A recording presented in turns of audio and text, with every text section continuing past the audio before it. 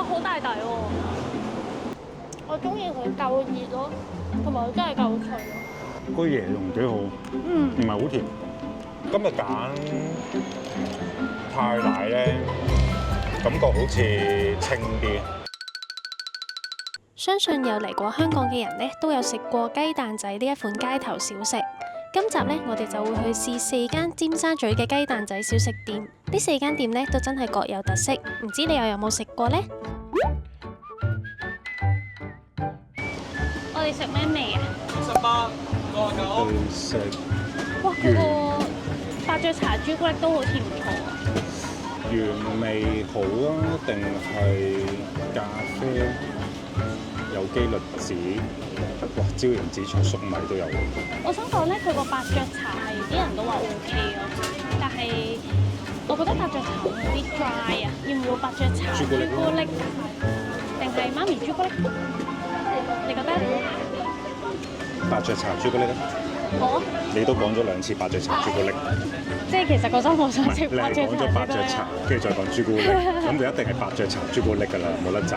好，咁要伯爵茶朱古力咯。好，唔該。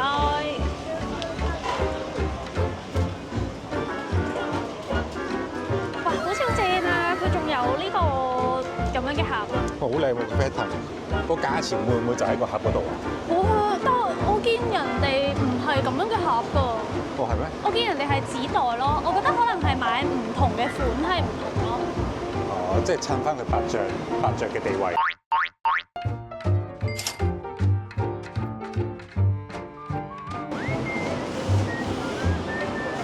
哇！好大底喎！佢外邊咧都好脆啊！會唔會好甜啊？唔會，因為佢加咗伯爵茶咧，所以佢個朱古力味同個茶味咧中和，就唔覺得話真係好甜好流咯。 36蚊嘅話，我覺得差唔多啦。我覺得香港嚟講差唔多咯。但係佢原味唔貴喎，佢原味係20蚊啫嘛。唔知係咪因為我哋遲咗去拎啊？唔算好熱咯，啲底雞蛋仔。佢嗰個伯爵茶味好濃咯。但係佢呢個朱古力完全唔會好甜，亦都唔會好流。唔錯唔錯。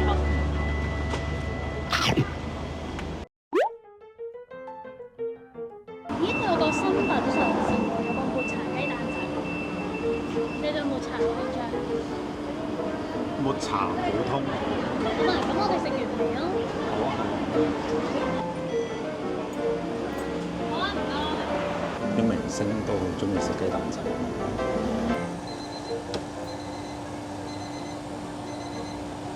哇，好香！有咩用啊？咁樣吹？出入邊話脆啲，脆啲嘅會。哦，唔該。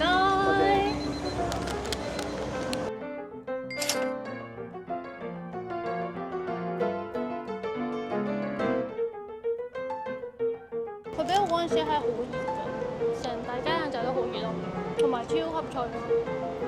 咁呢個就係你頭先講又熱又脆嗰個口感啦。我中意佢夠熱咯。豐記雞蛋仔好多年啦，喺嘉年威老道。嗯。佢而家轉咗手，佢都係呢個名呢個招牌。嗯。咁佢就有人頂咗啦，咁佢嗰個人就照翻以前老細嗰條方去做雞蛋仔。咁我食過其實都差唔多嘅，都7、8成似嘅。但係我見咧，佢嗰個招牌上面有個叔叔咧，嗰個叔叔係咪就係舊老細啊？就係舊老細嘅樣，嗯。有20幾年啦，嗰陣時28都20年咯。年啦，嗯。哇落雨，哇，落雨啊！走啊走啊走啊！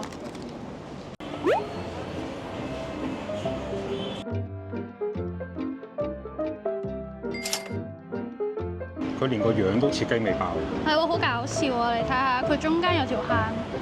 跟住我哋下一間食呢一個咧，就叫做豬隊友雞蛋仔啦。我哋發現咧，其實咧佢而家雞蛋仔嗰啲味咧，全部都係差唔多咯。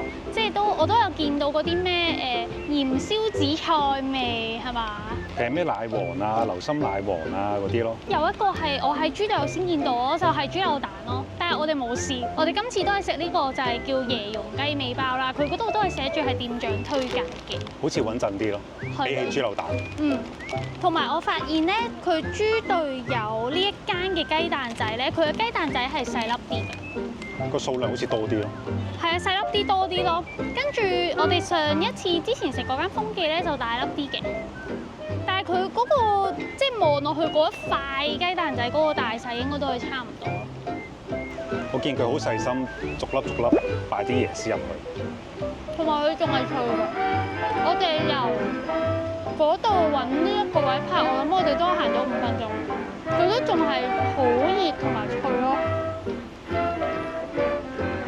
有少少奶黃味咯。嗯，個椰蓉幾好，唔係好甜。同埋平時咧，如果係禮拜6日咧，豬隊友呢間係排到好多人嘅，等好耐。其實嗰個位好窄。嗯，但係今日係平日咧，我哋前面都有，好似有3-4個係嘛？不過佢都有創意喎。係喎，真係覺得佢有創意，同埋佢又諗到擺啲椰蓉落去，但係又好夾嘅喎。嗯。我想要個泰式紅茶雞蛋仔。啊，淨係收現金啊！有冇現金啊？有帶錢。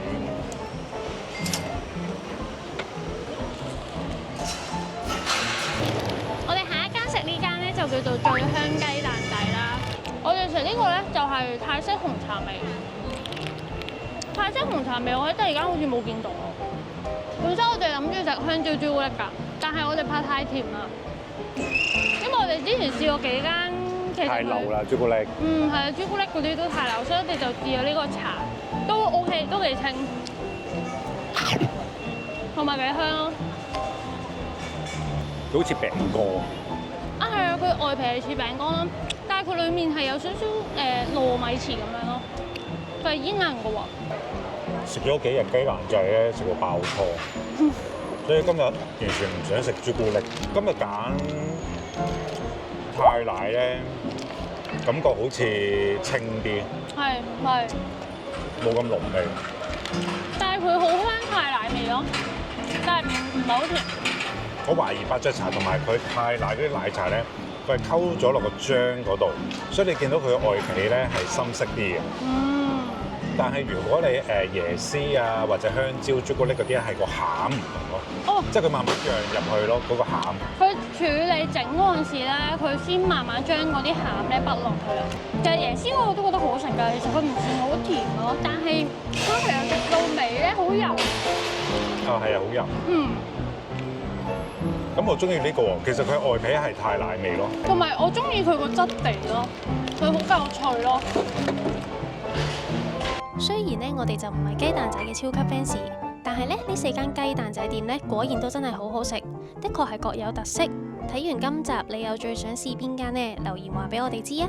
今集咧就嚟到呢度啦，我哋會繼續去試多啲香港嘅美食同大家分享。我哋下一集再見啦，拜拜。